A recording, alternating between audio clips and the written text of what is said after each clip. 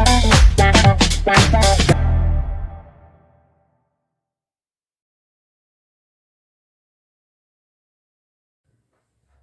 Students.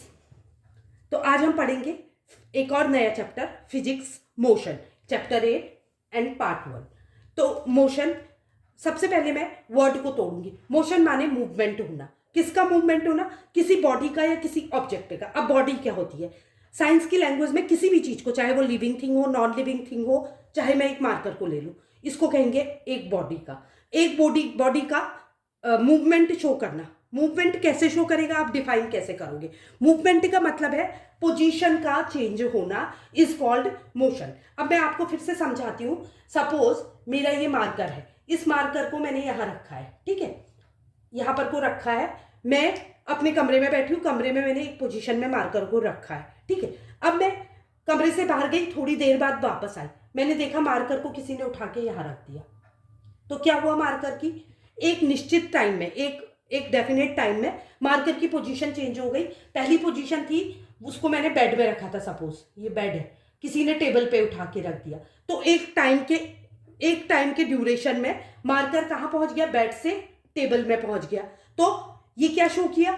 और body का position को चेंज करना इज कॉल्ड मोशन। मतलब मोशन का मतलब समझ लीजिए, मेरा हाथ है, हाथ अभी कहां पर को है, मैंने कहां पर को रखा हाथ, जहां पर कोई डेफिनेशन है, बॉडी इज सेट, इसको ले जाके मैंने यहां रख दिया, पोजीशन चेंज हो गई। तो what we call this is motion. तो सिंपल लैंग्वेज में, सिंपल एग्जांपल से समझने की कोशिश करिए। एक कहानी बनाइए चैप्टर की। मैं प्रॉमिस करती हूं मोशन को भी मैं बिल्कुल कहानी की तरह एक्सप्लेन करूंगी, सो दैट कि आपका पूरा चैप्टर जब आप वीडियो को देखें उसी समय क्लियर हो जाए। तो आप कॉन्सेप्ट को क्लियर करते जाइए। किसी भी बॉडी का एक पोजीशन से दूसरी पोजीशन में पहुंचना, पोजीशन का मतलब है यहां पर को एक जगह से दूसरी जगह में जाना, सिंपल लैंग्वेज में, दैट इज कॉल्ड मोशन। लेकिन ये याद रखिएगा कि विथ रिस्पेक्ट टू टाइम। अब मैं एक चीज आपको बताती हूं, अगर आप फिजिक्स पढ़ने जा रहे हो तो टाइम को बिल्कुल अपने दिमाग में बैठा के रखिए, क्योंकि हर प्रॉपर्टी टाइम के रिस्पेक्ट में हम उसको स्टडी करते हैं। क्यों? क्योंकि टाइम एक ऐसी मैग्नीट्यूड है या ऐसी एक क्वांटिटी है जिसको क्या है, हम स्टॉप नहीं कर सकते, ये हमारे कंट्रोल में नहीं है। अगर हमारे कंट्रोल में होते तो हम बचपन में रुक जाते, या हमको अभी की लाइफ पसंद आ रही, सपोज कॉलेज की या स्कूल की, तो हम क्या करते, वहीं को स्टॉप कर देते टाइम को, कि हमको यही जिंदगी जीनी है, हमको बड़ा नहीं बनना, हमको नौकरी नहीं करनी है। तो हमको मालूम है टाइम को तो मोशन में होना ही है, टाइम तो मूव करता ही है। तो टाइम अपनी गति से चलते जाएगा। उस गति में अगर कोई ऑब्जेक्ट एक पोजीशन से दूसरी पोजीशन में जाता है तो दैट इज कॉल्ड मोशन। और अगर उस टाइम पीरियड में, किसी निश्चित टाइम पीरियड में, अगर ऑब्जेक्ट एक पोजीशन से दूसरी पोजीशन में नहीं जाता है तो that is called rest position. दोनों का एग्जांपल मैं एक ही चीज से दूंगी। मार्कर बेड में था, 5 मिनट के लिए मैं कमरे से बाहर गई, कमरे में वापस आई, मार्कर टेबल पे था, किसी ने टेबल पे रख दिया, तो ये क्या हुआ? मोशन हुआ।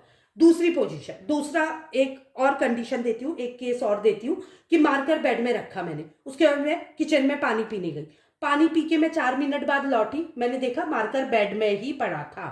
तो ये किस पोजीशन में कहलाएगा? रेस्ट पोजीशन में। टाइम तो बीता, 5 मिनट बाद आई मैं या 4 मिनट बाद आई, तो टाइम तो बीता बट पोजीशन चेंज नहीं हुई। तो इससे हम डेफिनेशन निकाल देंगे, a body is said to be in motion. ठीक है, एक बॉडी को मोशन में कहेंगे कब? व्हेन इट्स पोजीशन चेंजेस, जब उसकी पोजीशन चेंज होती है। लेकिन कैसे स्टडी करेंगे इसकी पोजीशन का चेंज होना? With respect to time. Time के रिस्पेक्ट में पोजीशन का चेंज होना मोशन। अब इसी की अपोजिट डायरेक्शन डेफिनेशन बना लीजिए, a body is said to be in rest position. कब? When its position is not changed with respect to time, जब उसकी पोजीशन चेंज नहीं होती है टाइम के रिस्पेक्ट में, तो उसको क्या कहेंगे? उसको कह देंगे हम रेस्ट पोजीशन। उसकी position it does not change with respect to time. Clear to you? ये हो गई मोशन एंड रेस्ट पोजीशन की डेफिनेशन। अब आ जाते हैं मोशन के टाइप्स। तो मोशन जो होते हैं वो 3 टाइप के होते हैं। एक है लीनियर मोशन, सर्कुलर और रोटेटरी मोशन, और वाइब्रेटिंग मोशन। अब इसको भी मैं बिल्कुल सिंपल लैंग्वेज में समझाऊंगी, आपको कोई बॉम्बास्टिक एग्जांपल्स लेने की जरूरत नहीं है। अगर आप लीनियर मोशन की बात करते हो तो लीनियर को अगर आप हिंदी मीनिंग ढूंढोगे डिक्शनरी में तो लीनियर माने स्ट्रेट लाइन। तो स्ट्रेट लाइन मोशन, जैसे कि आप एक रोड पे गाड़ी चला रहे हो, आप पैदल वॉक कर रहे हो, तो आप घूम घूम के वॉक नहीं करते हो, आप सीधे आगे को चलते हो। एम आई राइट? तो इस टाइप के मोशन को कहते हैं लीनियर मोशन। सर्कुलर मोशन आप खुद सोच के देखो, आप या रोटेटरी मोशन आप कह दो इसको, तो ये कैसा मोशन है? आप पंखा चलाते हो तो पंखा क्या सीधी स्ट्रेट लाइन में चलता है? पंखा रोटेट होता है। और ऐसे ही आप देख लो, जो प्लैनेट्स हैं वो क्या करते हैं? वो सन के चारों ओर रोटेट करते हैं, तो वो कैसा मोशन कहलाएगा? Circular motion. अगेन एक और एग्जांपल ले लो घड़ी का। घर में जो घड़ी की सुई होती है वो कैसे घूमती है? गोल, रोटेशन में, तो that is again rotatory motion. अब थर्ड टाइप का मोशन है वाइब्रेटिंग मोशन। वाइब्रेटिंग मोशन किसको कहेंगे आप? वाइब्रेट करना किसको कहते हैं? वाइब्रेट माने टू फ्रो मोशन, मतलब कोई चीज का, आपने पेंडुलम देखा होगा घड़ी का, वो कैसे घूमता है? Like this, isn't it? एक मीन पोजीशन, दोनों साइड इक्वल डिस्टेंस कवर करके वापस आता है, तो that is called vibrating motion. To and fro motion is called vibrating motion. I hope आपको मोशन की डेफिनेशन, रेस्ट पोजीशन और टाइप्स समझ आएंगे। अब हम कहेंगे पॉइंट ऑब्जेक्ट किसको कहते हैं। अभी मैंने आपको चीज मोशन के बारे में पढ़ा है, अब मैं पूछ रही हूँ कि पॉइंट ऑब्जेक्ट किसे कहते हैं। तो ऑब्जेक्ट मतलब कोई बॉडी, कोई चीज। तो हम किसको कहते हैं? कोई भी चीज किसको कहेंगे? जो जगह घेरती है, मतलब जिसके पास कुछ मास होगा उसी को आप चीज कहते हो ना। हवा भी जगह घेरती है तो उसका अपना एक मास रहता है। तो पॉइंट ऑब्जेक्ट किसको कहेंगे? तो point object is one. Point object वो होता है जिसकी कोई लीनियर डायमेंशन नहीं होती है। मतलब जैसे मैंने ये कहा, लीनियर माने लंबाई में कोई डायमेंशन नहीं है, ना ये इधर को बढ़ा है, ना इधर को बढ़ा है, ना इधर को बढ़ा है, ना इधर को बढ़ा है, बट क्योंकि ये इसमें कुछ तो है तभी तो ये है, एग्जिस्ट कर रहा है। मतलब ये पोजेस करता है मास, इसके पास अपना मास होता है। मास मतलब अपने अंदर कुछ कंटेंट होता है, तभी ये ऑब्जेक्ट है। तो ऐसा ऑब्जेक्ट जिसके पास अपना मास होता है, कंटेंट तो होता है लेकिन लीनियर डायमेंशंस नहीं होती है, तो उसको कह देते हैं हम पॉइंट ऑब्जेक्ट। आई होप आपको डेफिनेशन समझ आई होगी। अगर आपको डेफिनेशन में थोड़ा सा भी डाउट है, आप मुझको कमेंट सेक्शन में कमेंट करके बता सकते हैं। मैं फर्दर और सिंपल एग्जांपल्स से आपको एक्सप्लेन करने की कोशिश करूंगी। अब आ जाते हैं क्वांटिटीज क्या होती है, वेक्टर क्वांटिटीज क्या होती है, स्केलर क्वांटिटीज क्या होती है। ठीक है, तो ये भी आपको टर्मिनोलॉजी को सिंपल लैंग्वेज में समझिए। क्वांटिटीज किसको कहते हैं आप? जैसे सपोज आप दूरी नापते हैं किसी चीज की। सपोज आप कोई चीज खरीदते हैं तो कैसे खरीदते हैं? उसका वेट लेते हैं। बाजार में आप सामान खरीदने जाते हो दुकान में, तो आप क्या कहते हो दुकानदार से? 1 किलो दे दो, 2 किलो दे दो। तो ये क्या है? क्वांटिटीज हैं, जिसको हम यूनिट्स हैं, जिसको हम नापने के लिए यूज करते हैं। ऐसे स्पीड, कितनी स्पीड से दौड़ा, दैट इज क्वांटिटी। अब क्वांटिटी जो होती है, जिससे आप चीजों को नापते हो, वो क्वांटिटीज को दो पार्ट्स में डिवाइड किया गया है। एक होती है वेक्टर क्वांटिटी, एक होती है स्केलर क्वांटिटी। तो अब मैं यहां पर को बिल्कुल फिर से सिंपल लैंग्वेज में बताती हूं। वेक्टर क्वांटिटी उसको कहते हैं जिसका मैग्नीट्यूड प्लस डायरेक्शन होती है। जिसका मैग्नीट्यूड होता है बट डायरेक्शन नहीं होती है, that is called scalar quantity. अब इसको भी रटने की जरूरत नहीं है। मैग्नीट्यूड की मतलब होती है वैल्यू। वैल्यू मतलब जैसे आप गए बाजार में, आपने दुकानदार से बोला मुझे शक्कर दे दीजिए, तो दुकानदार आपका मुंह देखेगा। आपने फिर बोला मुझे शक्कर दे दीजिए, तो इसका क्या मतलब हुआ? दुकानदार क्या आपकी बात को समझ पाएगा? नहीं। आपको बताना पड़ेगा कितनी शक्कर, 1 किलो, आधा किलो, 200 ग्राम, 250 ग्राम, 4 किलो, आपको क्वांटिटी बतानी पड़ेगी। तो ये क्वांटिटी शो करता है।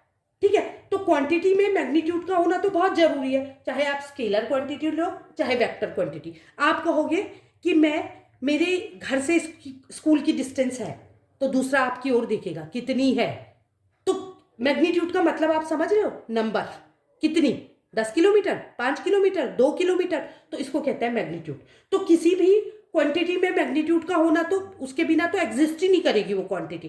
तो दोनों वेक्टर क्वांटिटी में भी स्केलर क्वांटिटी में भी क्या प्रेजेंट रहता है? मैग्नीट्यूड तो प्रेजेंट है ही है, बट कुछ क्वांटिटीज ऐसी होती है जिसमें मैग्नीट्यूड के साथ डायरेक्शन भी जरूरी होती है, तो उसको कहते हैं वेक्टर क्वांटिटीज।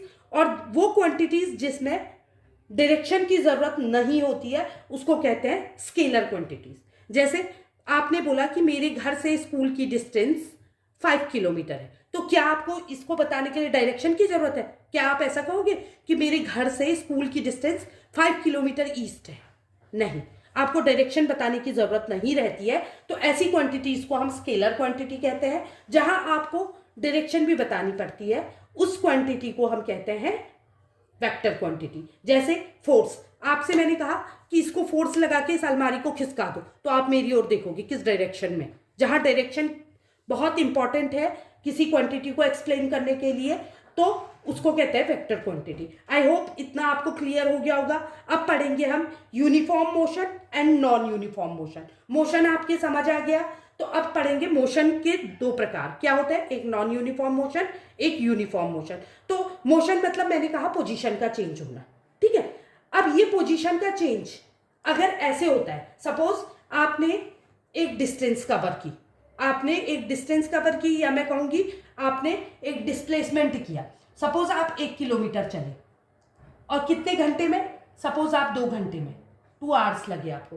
फिर आप 1 किलोमीटर और चले तो टोटल कितना हो गया, 2 किलोमीटर चले, कितने घंटे में, 4 घंटे में। मतलब अगेन आपने क्या किया, इसको अगर आप इसका रेशियो निकालोगे तो क्या होगा, डिस्टेंस कितना हो गया 2 किलोमीटर और टाइम कितना हो गया 4, तो इसका रेशियो क्या आया 1/2। ये भी 1/2 है।